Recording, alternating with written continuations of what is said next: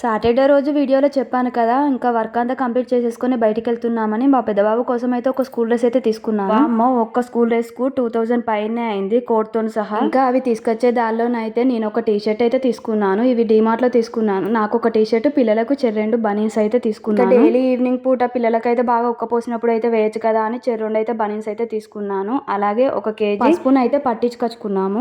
పసుపు కొమ్ములు తీసుకొని గిన్నె కాడ పట్టించుకున్నాము. మేము ఎప్పుడు అలానే చేస్తాం. వచ్చే దారిలో మార్కెట్ లోనే ఉన్నాం కదా అని మా పెద్ద బాబు కోసం అయితే ఫీవర్ వచ్చిందని ఫ్రూట్స్ అయితే తీసుకొచ్చాం. కొన్ని ఆపిల్స్, డ్రాగన్ ఫ్రూట్స్, కొన్ని జామ పండ్లు అయితే తీసుకున్నాం. ఈ హైబ్రిడ్ జామ పండ్లు అయితే ఏం బాగా అంత టేస్ట్ ఉండే, అసలు స్వీటే ఉండయి. మన చెట్టుకు కాసిన జామ పండ్లు అయితే చాలా బాగుంటాయి టేస్ట్. ఇంకా అవి కూడా హెల్త్ కూడా మంచిది. అదేంటో కానీ కొందరి దగ్గర కొంటే కొంచెం బాగానే ఉంటాయి, స్వీటే ఉంటాయి. కానీ నేను తీసుకున్న కాయలు అయితే అంత స్వీట్ అయితే ఏం లేవు, నార్మల్ గా ఉన్నాయి. జామ పండ్ల లెక్కనే అనిపిస్తారు. ఇంకా మొత్తానికి బయటికి వెళ్ళైతే ఇంకా ఇవైతే తీసుకొచ్చాం. పోయిన ప్రతిసారి ఏదో ఒకటి తీసుకొస్తూనే ఉంటాం. మార్కెట్ లో తిరగాలంటే చాలా ఓపిక ఉండాలి. ఇంకా అందులో పిల్లల్ని వేసుకొని తిరగడం అంటే మహా కష్టం. వీడియో అలానే చూసేళ్లకుండా ఒక లైక్ ఇచ్చి సబ్స్క్రైబ్ చేసుకోవచ్చు కదా. మళ్ళీ నెక్స్ట్ ఇంకొక వీడియోతో మీ ముందుకు వస్తాను. బాయ్.